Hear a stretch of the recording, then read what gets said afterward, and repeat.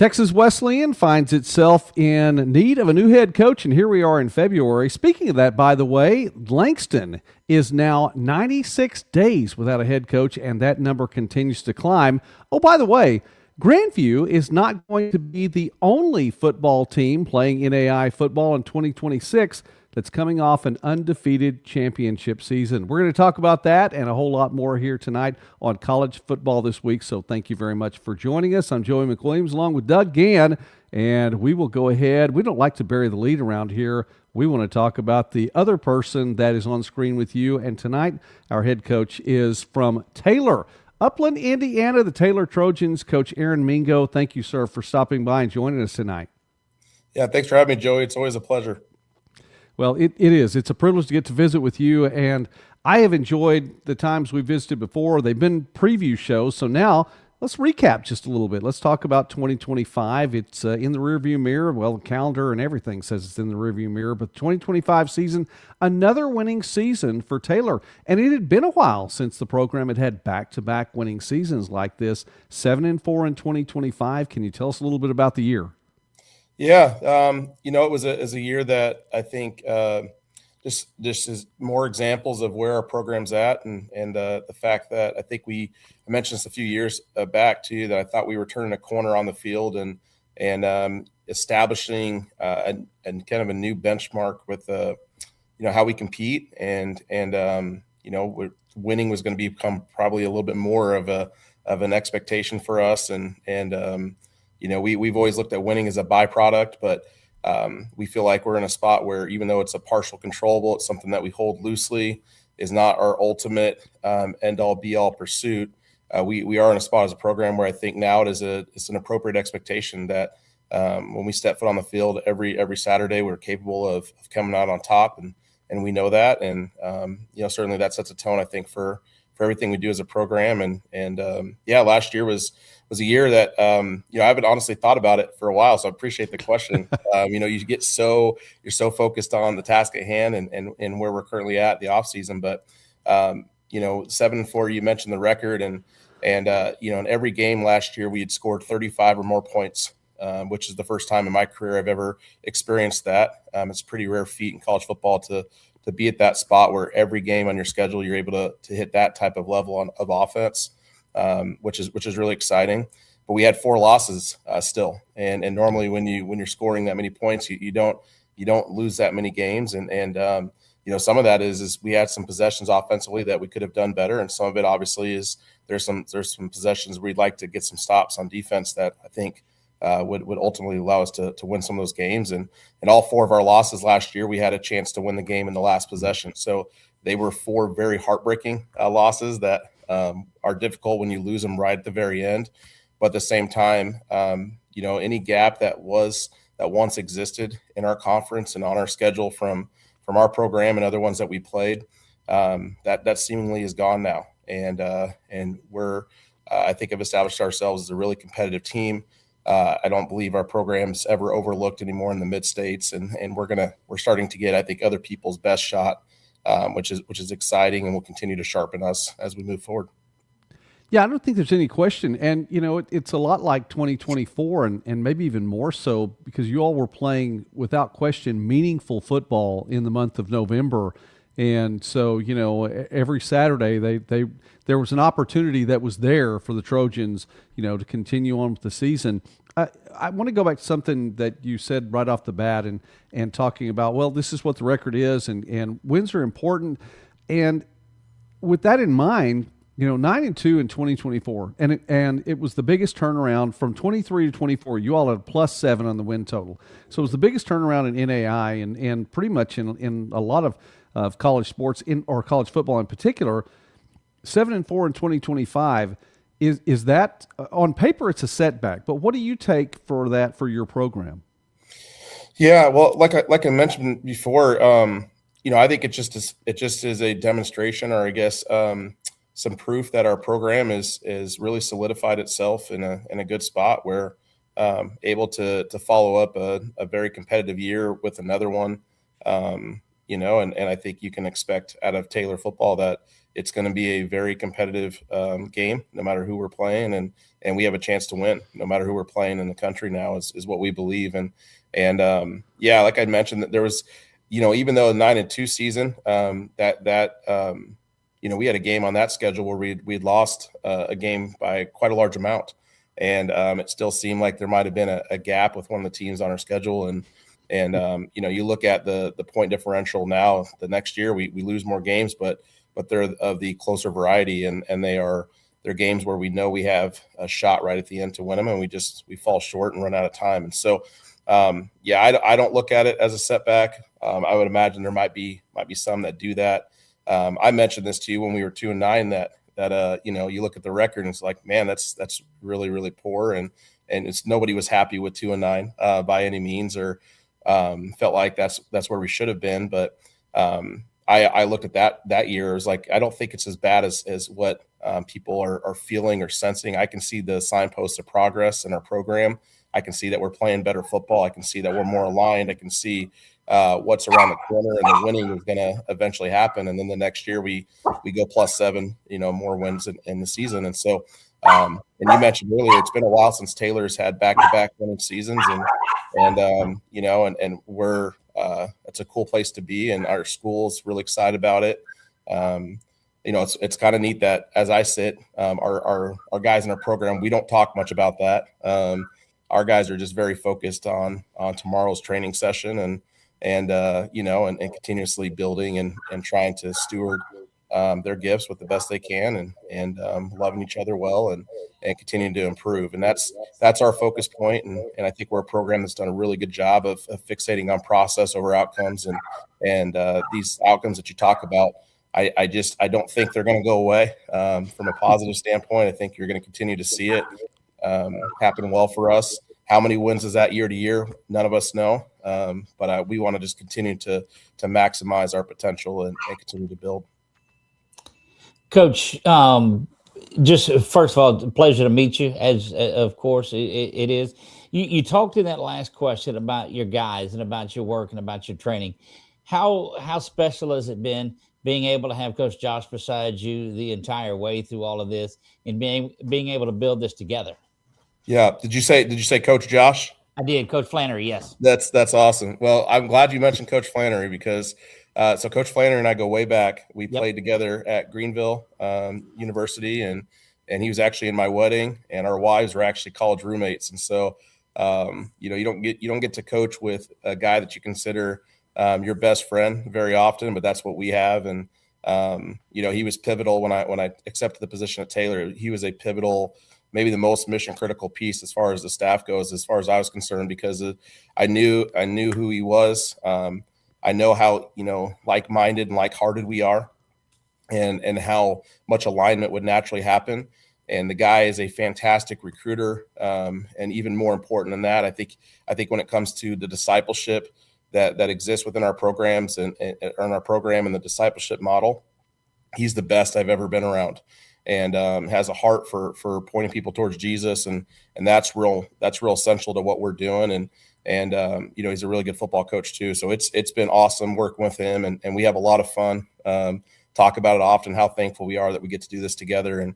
And he certainly has been a big part of the reason of why I think we've had so much success. I think that's what embodies the spirit of NAIA football as well, because every week when we talk to a different coach, there's a story like that, and there's a bond like that, that this is more than about it. Yes, wins and losses and are of uber importance. That's what the measurement is based off of. But you guys are doing more with these young men for Christ than I think that they would get. And man, that's the key to it. Yeah, absolutely. Well, our first pillar in our program is a term that we call it God glorifying. That's the term that we throw around to describe what we're going for.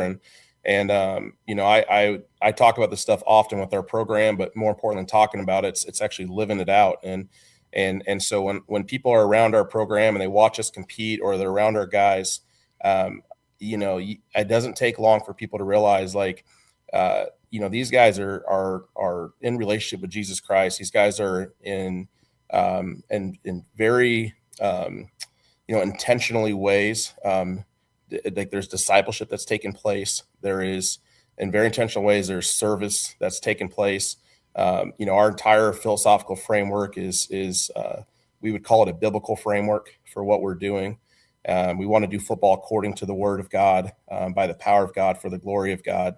And, this an example of that would be, a few weeks ago, we were in Costa Rica with 54 of our players on a week-long missions trip again. And, missions trips in themselves don't make your football program Christian.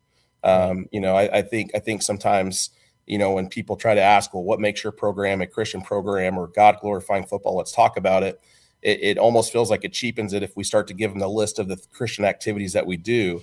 And I would say, to try to understand what we're doing, it's like, at the very heart of what we're doing, we're aiming for God's glory over our own. We're aiming for playing this game and living life based off a purpose that is in surrender over to His will, versus like the idea of like, I'm just going to go after my own glory, after what I want out of life, and which is what culture tells us to do. And so the very essence of why we exist and what we're doing is Scripture serving as the ultimate authority, relationship with Jesus Christ, constantly standing in front of these guys and pointing them back to the cross, constantly standing in front of these guys and just pointing them back to truth, and trying to give them perspective and true, I think, and an aim for true life and heart change. And one of the dynamics at Taylor that's unique is every one of our players claims to be a Christian, and we recruit to that. And so there are some schools, and this is very much needed, that are more of what I would call the evangelism type of schools, right? Where they're exposing people to the gospel. And that is a absolute necessity. We got to have schools like that. We're on the other end of the spectrum where everybody that we recruit claims to be a Christian. And so we're from day one, when I stand up in front of the team and I pull up Scripture for why we do what we do, or why we feel the way we do, it's like, well, you guys agreed this is what's important to you in life, and it's hard to argue with what the Word of God says. And so that's our aim with what we do. And after doing this for at Taylor for the last 5 years, what's really happening now is we've got multiple recruiting classes stacked on top of each other that have been recruited with this being the leading message. We've got incredible alignment within our program. Our coaching staff we've got incredible staff continuity. And we actually have players now that are able to really lead the charge when it comes to discipleship within our program, which is a very unique thing.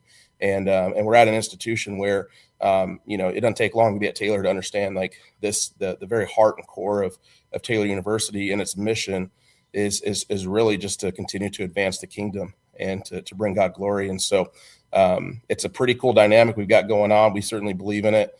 We know it's not for everybody, but it's what we feel called to do. And it's been awesome to just be able to worship God on the football field and share that with the guys. I absolutely love it. Coach, let me go back to the field a little bit. And I was glad that you shared about the Costa Rica trip, because the last time we visited, you had said that was going to take place in January. So I was looking forward to hearing if it had come through and how that went. So it sounds like it was a successful and everything went like it was supposed to. You on the football field, you mentioned 35 points a game last year, and another really, I think, very impressive stat: nearly 500 yards of total offense a game, and that includes 300 yards per game, right at 300 yards per game on the ground. Now, we talk a lot about Friends' rushing game here on the channel, and rightfully so, because, the Falcons' ground game is just pretty impressive. I think the Trojans' ground game has been very impressive as well. Talk about that part of the game for you. Yeah, well, we actually averaged 48.5 points a game. We just had hit that 35. I'm sorry, yes. Sorry. Yeah. I don't want to take away from the stats, Coach. We need to recruit properly and get the numbers out there. Well, yeah. It was pretty it's pretty incredible what the guys are doing and what's going on right now offensively. And the year before it was really kind of the similar same type of level of offensive production. And so, yeah, it's been really cool to see that. I got a chance to watch Friends in the playoffs, and man, they are doing such a fantastic job there. And I have a lot of respect for what they're doing. And it's fun to watch them run the ball. And, we know that it starts with, having an offensive line that can dent the defense. And right now we've got an incredible nucleus, and 4 of those 5 starters are back again. And so we've this group has been just special to coach. I get the luxury of coaching them myself, and they make it pretty easy on me, and they do a great job of, I think, opening up seams for our running backs, and that's where our rushing attack starts. We're an option attack out of the gun, but it really, it starts with, can we hand the ball off and stay on schedule? And when we do that, like most teams in college football, you typically win those games. And when you can't do that, you typically have a hard time winning those games. And that's where it begins for us. And I love the physicality of an option attack. And we go out of the gun because we want to be able to throw it a little bit more. And I don't want to be a one-dimensional offense, but certainly it begins with that ability just to hand the ball off and dent the defense there. Yeah, I'm sorry, Doug. Can I follow really quickly? Yes, please. In light of that, since you said you had a chance to watch friends play, and you mentioned going out of the gun some, not to give away state secrets or anything like that, but since there is so much of a primary rushing attack, and I realize all football is assignment football, but people talk about the option game being very much assignment football. How are there comparisons to your offense to what you saw from friends, or is it just a totally different take on it, but still a ground game? Yeah, I think there's definitely some similarities. I think the base run scheme that you're doing, if you're to say what your core play is, most option guys would, they'd say their triple option is their core play. Friends isn't just running that play, just like we're not just running triple option. The blocking scheme from that, ours is more zone, theirs is more veer. From what I was gathering, the way the quarterback, his rules are going to be very similar, but then some of the technique aspects are going to be different because of coming under center and attacking the edge versus coming from the gun. There's a little bit more depth there. The way you read a defender and the effect of the under center stuff versus a gun on the defender, I think those are two different things. I think what I love about under center stuff is it makes it. You want to talk about the most downhill offense in the that I know of it's that, right? Like, it is literally 3.5, 4 yards in a cloud of dust, or in Friend's case, it's like 7 yards in a cloud of dust is what it felt like watching them this season. And they have an incredible dynamic quarterback as well, is what I noticed. And they've done a really good job recruiting, and then they paired it up with a stellar defense. So they were really tough. But yeah, in our attack, defensive ends, I think, can have a little bit more success of actually slow playing you. And so we have to be very good with our complementary plays because that's, when you go from pistol, it's the timing of that hits the line of scrimmage just a little bit slower than what those under center guys do. And then our quarterback, attacks the edge with just a little bit different of an angle. And so, but there's some definite similarities there. I'm sure they would say the same thing. Like, I love the fact that, when we call a triple option play, it is a play that, in the words of Tony DeMeo, has strategic flexibility. I love that term.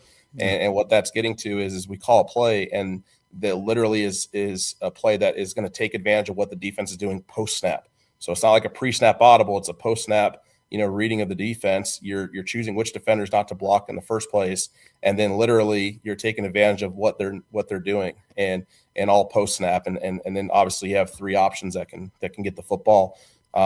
And you can stretch the whole width of the field when you do that. So, I think those are some of the similarities in the way I see it, but there's some definite intricacies that are different.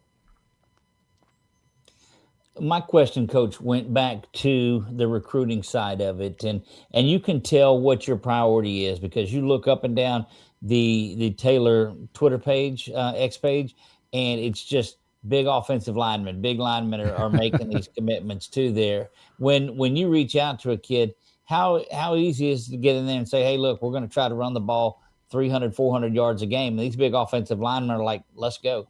Yeah.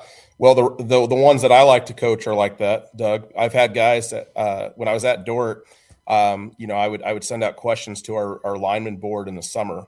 And, one of the questions that I would ask is, like, would you rather pass protect or would you rather run block? Mm-hmm. And I can tell you, like, whenever those guys would respond with, I'd rather pass protect, coach, they typically started to fall down our recruiting board because we need to pass protect, but I'm looking for those guys that have that run blocking mentality, like you're talking about, and really like to have the physical strength and power to actually move people against their will. And that's one of the differences, I think, when you decide to go more zone than veer. some of the angles, you lose some of those that the veer guys have really done a great job of maximizing. So we've got to have offensive linemen that can physically move people against their will at a really high level, or we're not gonna have success. And so our offensive linemen are a little bit bigger than what a lot of veer teams typically do, and they like big guys too. Don't get me wrong. So I don't want to say that, because they want big, powerful guys, and they have big, powerful guys. But I know we have to have that, or we're not going to have the same level of success that those veer option guys have. Well, look, that's the kind of guy too. When you get that letter back on there, and he likes to run block, that's the ones that you like to get, that looks at the other side of that defense and sees those hands on the hips, and they just bring it up another notch. Yeah, and they come off on the sideline. They tell me about it too. So sometimes right. I have to remind them, like, hey, yeah, I got it. So no, they do. They love us running the ball. They have our guys operate with such a high belief that if it's third and short, fourth and short, I mean, we don't need to do anything else. You just call a give, and we're going to get the first down. And I love that they have that mentality. But we also have receivers that have that mentality of, hey, it's game on the line, throw me the ball, coach. And right. And we've got some guys that are doing that well too. And so it makes for a pretty dynamic offense. That's awesome. Well, Coach, you were talking about the fact that looking back is a little bit different because you're focused on the moments. Where are you right now in the middle of February, or I guess becoming the late part of February? What's coaching look like for you right now? Yeah, so tomorrow morning we'll have at 5:50 a.m. we'll have our first lifting group come in, and we're working lifting 4 days a week with those guys, doing some linear speed type stuff. Doing some explosive training with different jumps, and then doing some change of direction as well, sprinkled in throughout the week. We've got our football staff is heavy on football study right now, and we've got some actually high school coaches that are coming in at the end of the week, and we'll spend all day with them on Friday talking football, which we get excited about. And then next week we'll start there's a 24-week rule in NAI football of you can actually provide football instruction. And so our calendar for that will actually begin next week, and we'll start doing some small group training with different position groups.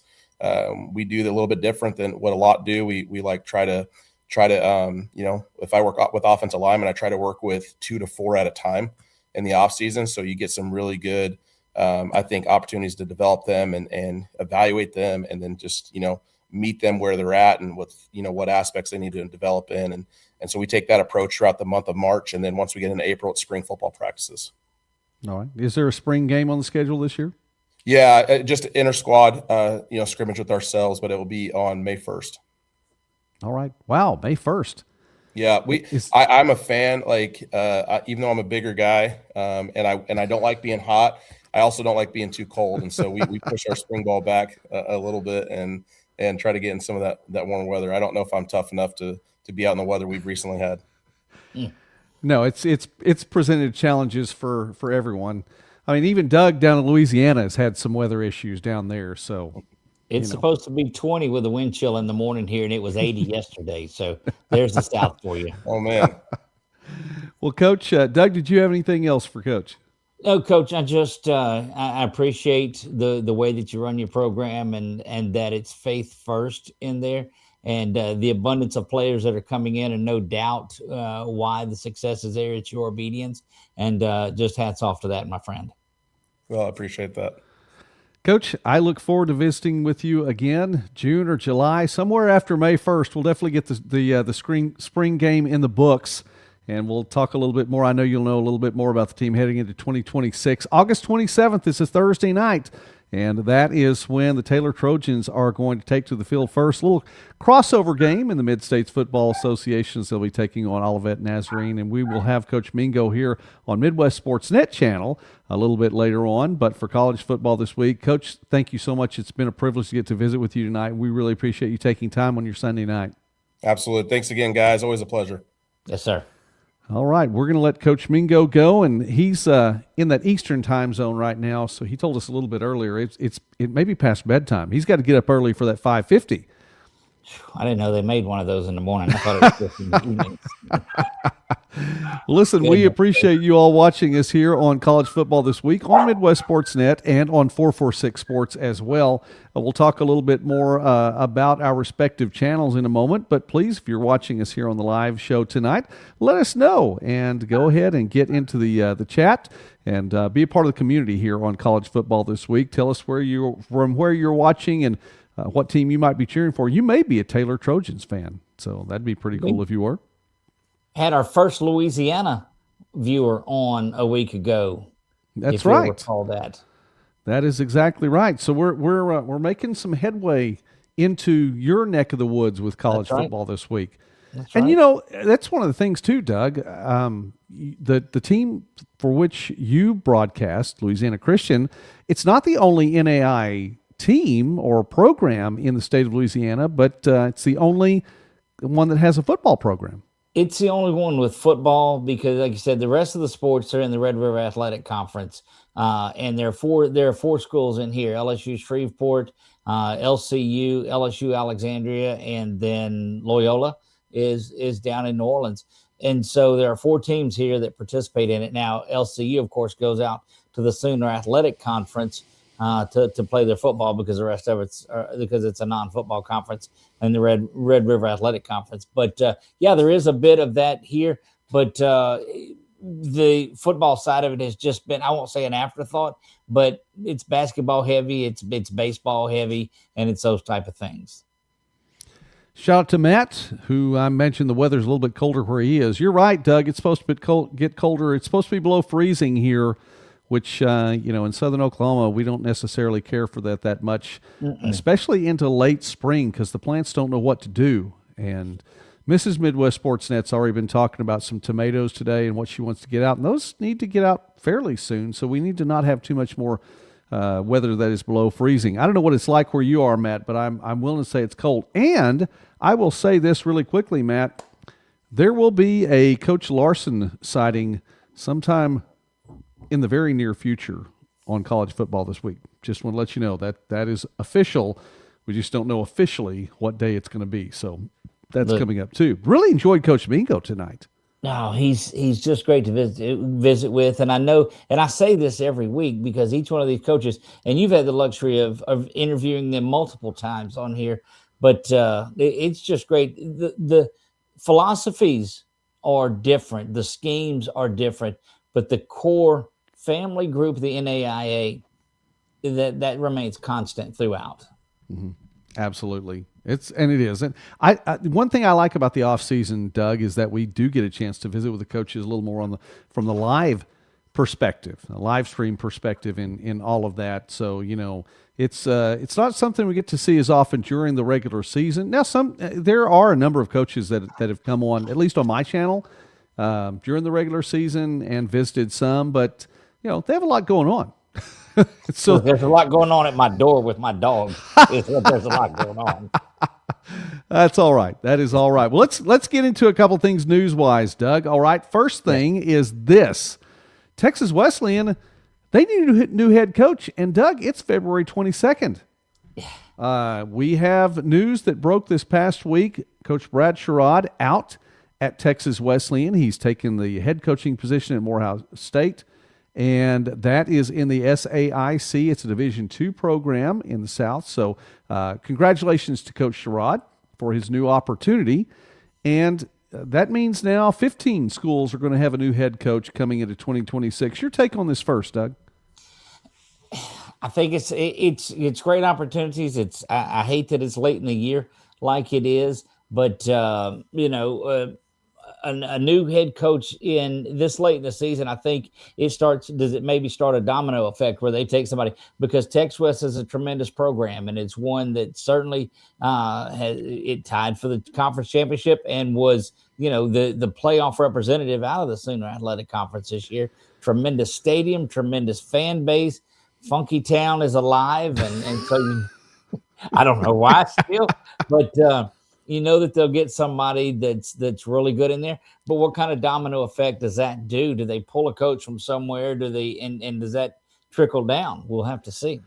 Okay, Doug, I did look into that.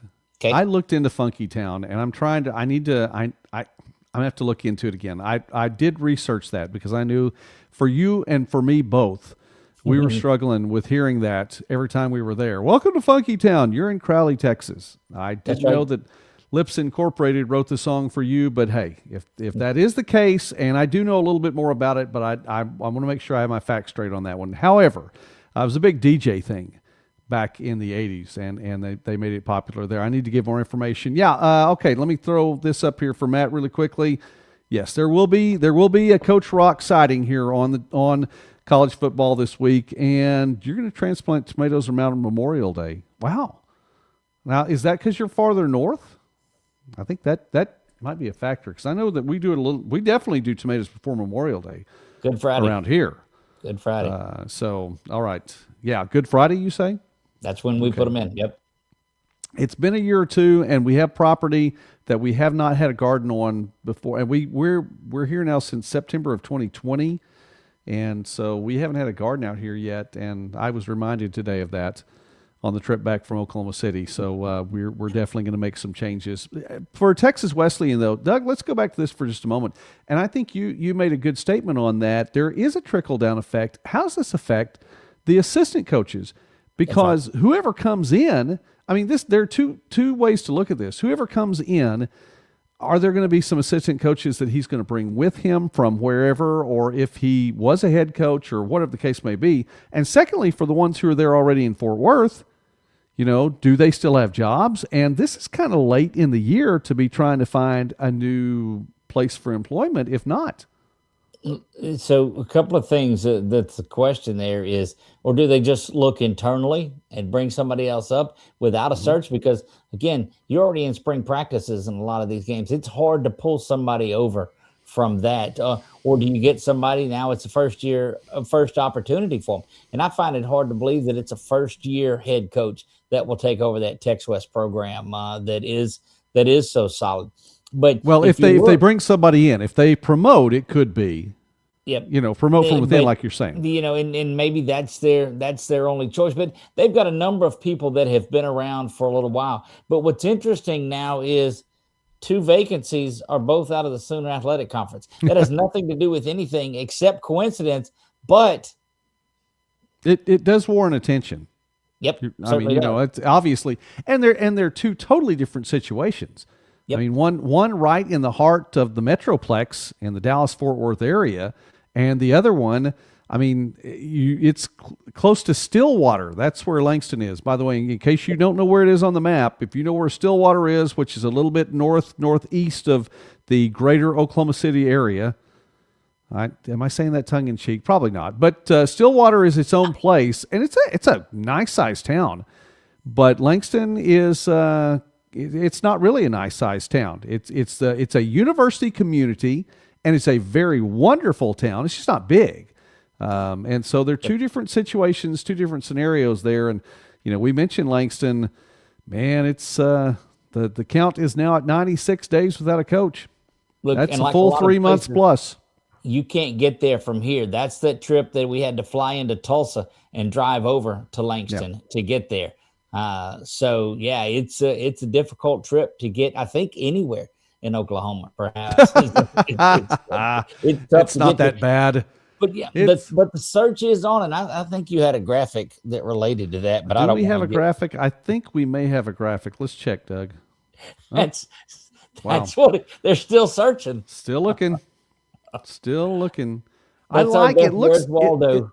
It looks like that the band is there, though. That's an important thing in Langston. You got to have the band. Oh, they're very good. They are very, incredibly good. Incredibly good. You got to have the band there, though. They're still looking, and he might be in that picture, Doug, but he may not. See? This could be foreshadowing. That's right. May not be in that picture. I don't know. Who makes those pictures, Doug? I don't know. But anyway, we jumped around a lot. Tex West, that job is a premier job. I mean, they're an awesome program, and of course you're going to get that leave. I hate that it was this time of the year. You know what? Let's stay there for just a little bit longer, Doug. First off, it is a premier That's right. job, and it's a new job But we've seen, I mean, Kaiser, 6 years, they have a national championship. St. Thomas has done a fantastic job. So they revived football at Texas Wesleyan, and it's relatively new from the football side of it. Do not be fooled. This is right in the middle of Fort Worth. There's money, Doug. There's money. Right. And they do want to take care of their athletic department is financed well. They are playing currently at Crowley ISD, which you and I both know is a fantastic facility, the side of the national championship game in 2025. They are, however, there is construction. I mean, it's underway. They're putting together a football field on campus. And so, I mean, that's part of it. So whoever comes in this coaching position, that's going to be a part of what they do too, is you're looking at fundraising and things like that to keep this construction and the building going to get that facility there, right there on campus in the heart of Fort Worth. Yep. And look, there's a lot of construction. You saw that big building that was going. There's a lot going on in that area. And when you're recruiting to that, there are a lot of teams that when you talk about facilities that are not as dynamic as what they're playing in now or what they will be playing in. And so it's, there's a lot of expectations coming in for whoever this head coach is going to be. But if I'm recruiting there, I was like, let's just come to the stadium and walk around and look at, this is where you're going to be playing. And man, that's awesome tool to have in the tool chest. Absolutely. Let's take one more note on this too, really quickly, for Coach Sherrod. What a great year, or what a great tenure at Texas Wesleyan. 17-6, I believe his record, makes it to the playoffs, and both years, as a matter of fact, makes it to the playoffs. There's a lot to be said for that. I think that goes a long way for him getting the D2 job. And it's also, I mean, his stops along the way in his coaching tenure have kind of been 1 year, 2 year stops. And so he's been there, he played Division I football, and he's coached at pretty much all levels from Division I, NAI, everywhere in between, however you see the spectrum lining up as to where everyone is on that. But again, props to him, and congratulations to him for the new opportunity. And we'll see how this pans out for Texas Wesleyan, because this is a great stop, an absolutely great stop. Interesting question that you brought up about Coach Rod. Is this a 1 or 2 year stop that he's making again and going on? I mean, that's my question too. I think we definitely want to follow it here. This is college football this week. It's not just NAI, so we'll keep up with that. And I've appreciated getting to know him. The last 2 years, I mean, he's been quite amenable to visit with me when I've been doing preview shows or when I've been on campus as well. 2 or 3 times been there on campus, and just definitely reached out and was just great to visit with. And obviously the proof's on the field too, is what he's capable of doing, leading a program. He will be successful. All right, Doug. Well, listen, let's go. I'll tell you what. Let's go let's go one more thing news-wise, and this is not breaking news, okay? But it's still, there's a little bit to it. And there are 3 teams entering the field of competition in 2026. That's another 96 right there, Doug. There'll be 96 teams, along with 96 days that Langston's been without a football coach. So 96 is the number of the night. If this were Sesame Street, we'd say this program is brought to you by the number 96. 2 of those 3 teams, one of them is a new program.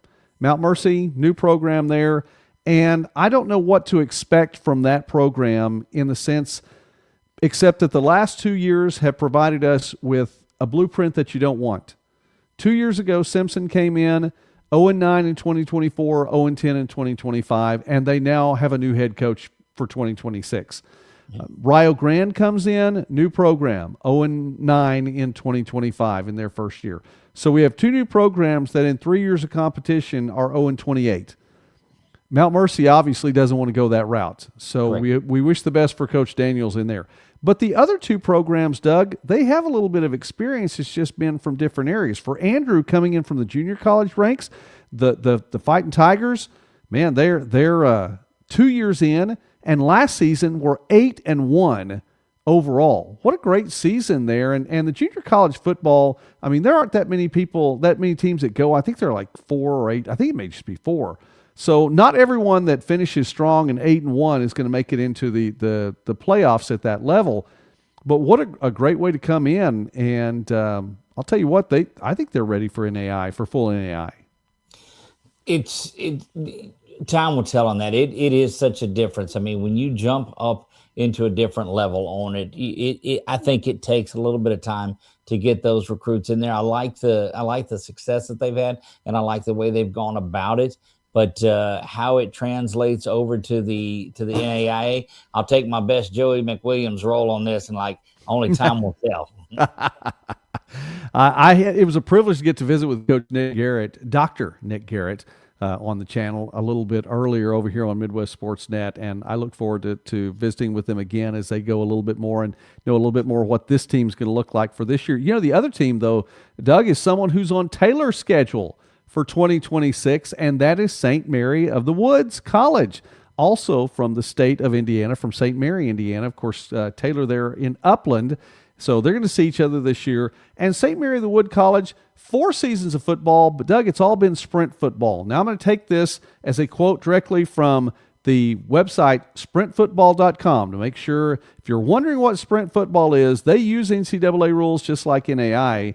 And to quote them, sprint football is a full contact intercollegiate varsity sports that has the same rules as regular college football, except that all players must weigh 178 pounds or less. And the league has been in existence since prior to World War II. I didn't even know it'd been around that long. Now I knew the basics. And Doug, that's pretty much it. You just can't have the big guys. I don't know, and I hate this, but I don't know that I've heard about that, and that troubles me. But I'll know about it next week. You'll know about. Well, hey, listen, we know more about it now, but the thing about it is, you don't have to know as much because St. Mary of the Woods is going to be playing NAI football. And oh, by the way, St. Mary of the Woods, the Pomeroys were 8-0 last year, undefeated, and won the Midwest Sprint Football League Championship. So, Doug, there are going to be 2 teams in the NAI football in 2026 that are coming off of undefeated seasons and championship seasons. How about that? Let's match them up in week 0. I like that. I think that's. I don't think, man. I don't think the Pomeroys are going to go for that right off the bat.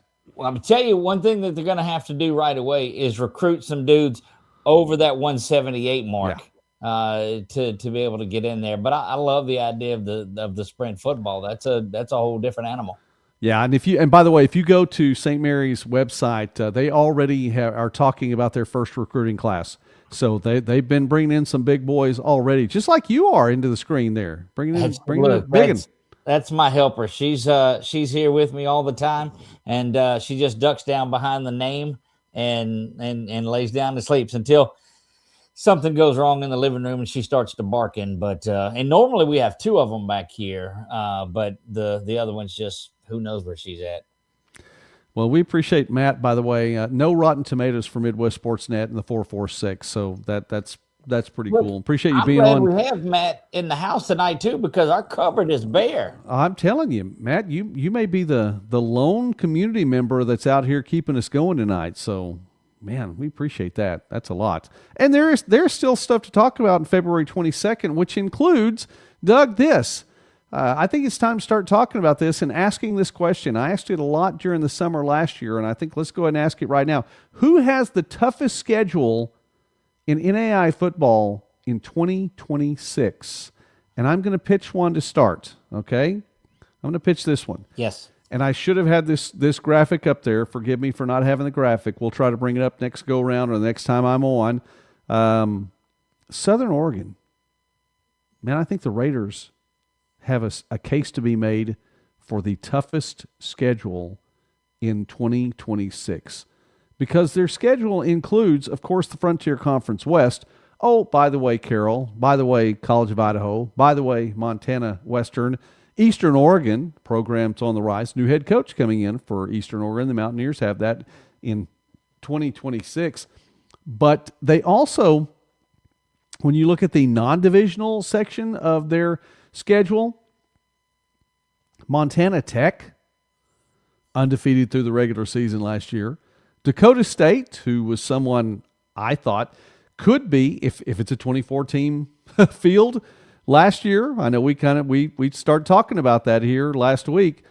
Dakota State's in. I think they had a legitimate argument for being in the 20 team field last year. And Western Oregon, a rivalry school for Southern Oregon, Division II Western Oregon, and Western Oregon last year put it to Southern Oregon. That is one tough schedule, Doug. It is, but you ask any coach that's out there. Of course, you can't determine your conference, or you can, but that's a whole nother process. But I like the fact that they stacked things up ahead of time, and these guys want to be competed, and that's how you go in there and you recruit these really good athletes, because they want to see where they're tested and how they're tested. And you jumped right out of the chute. You didn't slow roll a tough schedule, did you, at all? in talking about it, you talk about Southern Oregon, and theirs has to rank right up there. Coach Brown, I really appreciate his take on how the program goes up there. Really enjoyed visiting with him last year, and look forward to visiting with him again. And just his outlook and his approach to coaching and his approach to the team. This was a team, by the way, that last year, there were a couple of bad injuries, and that kept them down. You bring back one of the best running backs in the country in Gunnar Yates, and he just did not have the season, and he was injured early on. Pretty good quarterback play, but just not enough all the way around, and it was a struggle. And Doug, you mentioned you can't say much about the conference you're in, and I thankfully I think the conferences in the NAI they make a whole lot more sense than what's in D1. But injuries happen, and that can just waylay the best laid plans. It does, but that's the kind of thing that you've got to prepare for full speed ahead and full steam. And yes, the injuries are going to happen, but Southern Oregon, you're going to find a lineup out there that is up to the task of it, and it's going to be interesting to follow them this season and see how they respond to it. All right. Well, that's my first submission, Doug. You may have another one too, but our first submission here on college football this week for toughest schedule for 2026. Shout out to Randy, by the way, who's got us on in the background.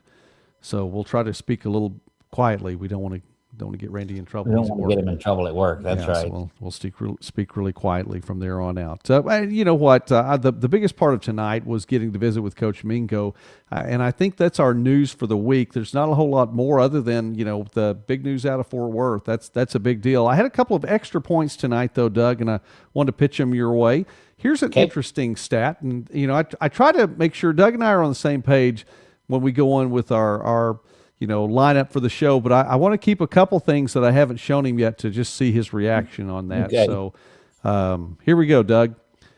Bluefield, the Rams, NAI, yes.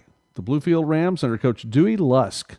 I don't know if this is for sure because I don't know every single staff all the way through college football. Getting more and more familiar with all the staffs in the NAIA, staffitis,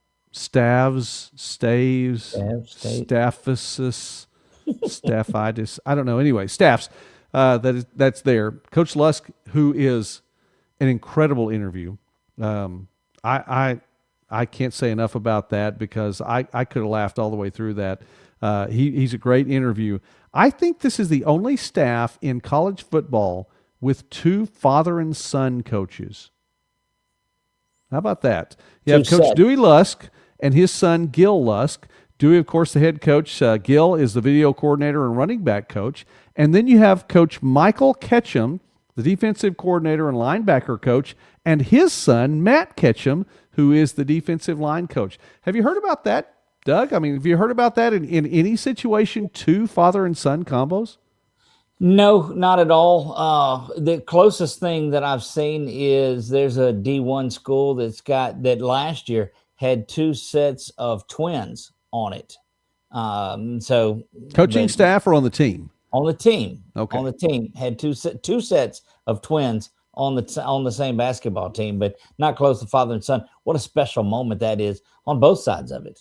Yeah, absolutely. I know of a number of women's basketball teams that have sets of twins. There was a Southwestern Oklahoma, I think, had 3 sets a few years back, and I know Southeastern Oklahoma has 2 sets of twins on the softball team right now. And speaking of football, since that's where we are, Carroll, I believe, recruited a set of twins.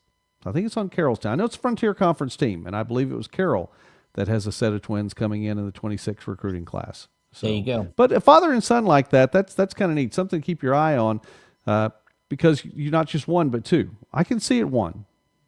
But that happens regularly, as a matter of fact. Right. But 2 father and son combos on the same coaching staff. That's kind of neat.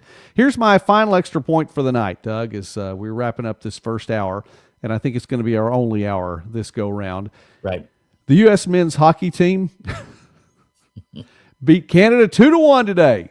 How about that? USA. I did not realize, Doug, that it had been since the Miracle on Ice. That's right. That the U.S. had won in men's hockey, had won gold. And it's been 46 years, and I do remember the Miracle on Ice, and it was a big deal in my house. And I said before last week, I am a huge Olympics fan. Love it. Absolutely love it all the way through. We'll watch the closing ceremonies again here in just a moment with at least one of my kids in there. And the U.S. winds up 12-12-9. 12 golds, 12 silvers, 9 bronze for 33 total, second in the overall count. Shout out to the USA and another great showing. And I thought the Olympics this year, there are highs and lows. There's some things you can look at and some people who say things they should probably just keep their mouth shut about. And there are other people that say a lot of things that you could actually point at and say, tell your kids, you should watch that because that was really pretty neat. But for the most part, I think it was well done. I thought that Italy did well. I thought NBC did well. I enjoyed it, but it was nice to see the U.S. men. That was great. Oh, by the way, U.S. women won too. That's right. So here's a couple of takes out of the Olympics, and I don't want to turn this into an Olympic show, but it's our extra point now, Doug. It's our extra point. It's fine. All right, then we can do it. I'm very, very, very disappointed in an athlete that would go somewhere to represent his or her country and then use that platform to bash the one thing that has made you relevant to where you're at. Come on, man. Don't do that. You get your own way home. We're not bringing you back. If you're going to get over there and bash the country, stay. Don't come back if you don't like it that much. If you don't like it, yeah, no. I completely agree. I just can't stand. And when they were making statements several Olympics ago or 2 Olympics, however, when it was good, that didn't want to stand up there on the podium when the national anthem was being played, quit representing your country. Quit getting that. Don't do it.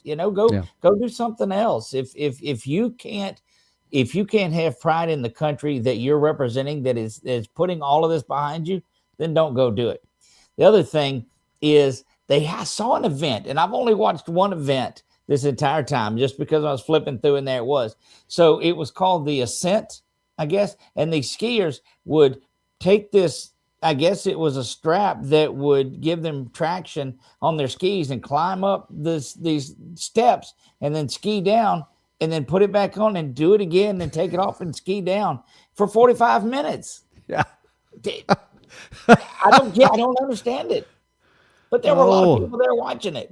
You know what? Yeah, you're exactly right. You are exactly right.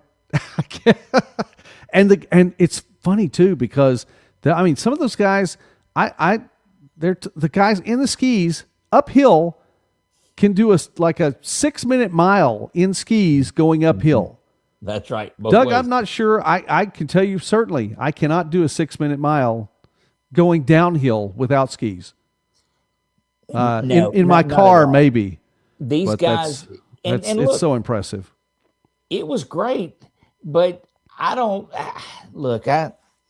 Man, there are a number of things I don't think should be sports in the Summer or the Winter Olympics because I don't think this is how the integrity. But there's not a soapbox big enough for me to get on right now and start talking about that. But it's a world that's got esports getting scholarships to go to college. Mm-hmm. What am I to say? It's a different world. All right, let me throw this one up here really quickly. And I knew this, Matt. I did know this, and I'll tell you how I knew this. If you've seen the channel, I had a chance to interview one of Coach Harris's daughters recently, Kennedy Stormer, who is a mom, a wife and mom who is playing on that team, and she's leading the Frontier Conference in scoring. Coach Harris has 3 daughters on that team. That is really pretty cool.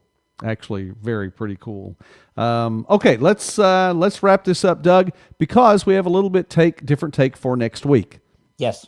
And for actually, as we start March, our final Sunday night in February, next week I will be doing. I've had the privilege of getting to PA for Southeastern basketball lately. It's been so much fun to get to do that. I'll be doing PA for Oklahoma City for a dance competition next Sunday.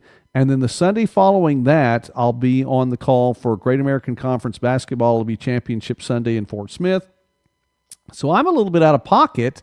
Doesn't mean I may not be able to make an appearance on the show, but Doug is going to be taking over.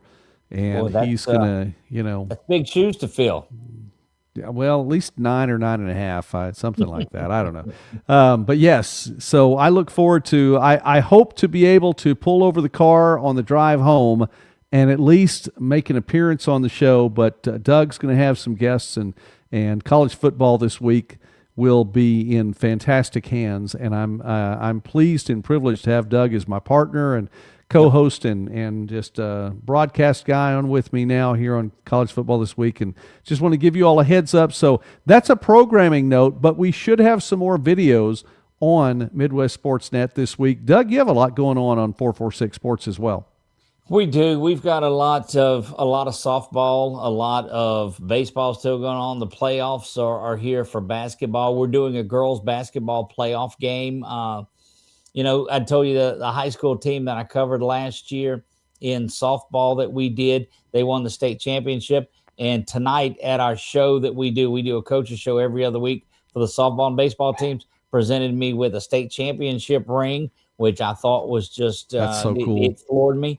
But we'll do a lot of, in this transition time, we're still doing basketball, but we're transitioning to softball and baseball. And it's hard to believe that this is a final season before summertime is here. Yeah. And it's too, if you guys have not jumped on and followed, Joey, I know you don't do a lot on Facebook. The bulk of what you have is your YouTube, but we're 14 followers away from 15,000 on our Facebook page, and would love you to jump over there and give that a follow. You keep up with a whole lot of the things that we're doing over there as well.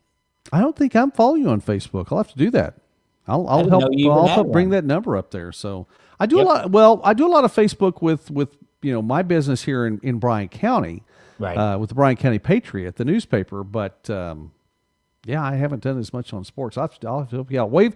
Shout out to Tool Envy's giving us a wave tonight. So there you go. What's up, Tool Envy? Glad you showed up. Appreciate that. Okay. Well, that's it. So we're thank you so much, Coach Mingo. Doug? Yeah, October 31st. Don't forget, we're still figuring out where we're going to be on October 31st. Yeah, we have not ruled out Mayville State. Yes, we have not ruled out Fremont, Nebraska. We have not ruled out any of those places. So just wanted to give you a heads up on that. Anywhere in Florida either. We have not much warmer places. We have not ruled out Florida either. No, where we're going to go. And what Joey's costume's going to be. Those are the two things that are pressing questions. You're looking at a short sleeve collared shirt pretty much. And if it's a day that ends in Y. And I don't know if you noticed, but even under the Seattle jersey, did you notice there was still a short sleeve collared shirt under the jersey last week? It made an appearance. I don't pay enough attention to what it made an appearance. Go. All right. Well, Coach Aaron Mingo. Yes. Great guest tonight. We appreciate him. Tool Envy, Randy, Matt, we appreciate all of you guys for stopping by the chat tonight, and for everyone else who has been a part of the broadcast. We appreciate you so much. Oh, here we go. Here we go, Doug. There you go, Matt. We appreciate it. Look, we need the community out in full force next week, the next couple of weeks too, because I'm going to need a lot to help get through this. It is going to be a community-driven show, I promise you. Yeah, and I listen, Doug's going to bring in some great guests, so I know it's going to be awesome. And I hope that if I'm able to pull over, that Doug sees my little window show up, so he'll bring me up into the chat too. I hope, or bring me up Absolutely, I into the will, video yep. too. All right. I'm Well, gonna have Doug, a window on my puppy dog too. That's who's gonna have. She's gonna have her little window. So hey, Doug. Okay, this is my closing remark. Have you? Do you ever watch Star Trek? okay, That's no, not a hard question, Doug.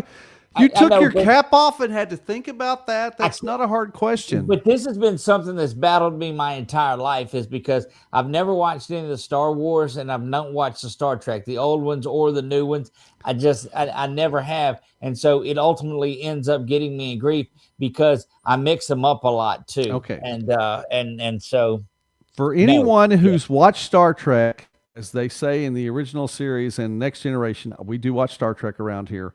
And I will say, I'll hand it off. Doug, you have the con. And we will close with that. Doug is he is in the captain's seat, and he has the con for next Sunday. So for Doug Gann, I'm Joey McWilliams. Thank you so much for watching. We appreciate you all so, so much. And be a big part of the community next week for Doug. Have a great night. God bless you.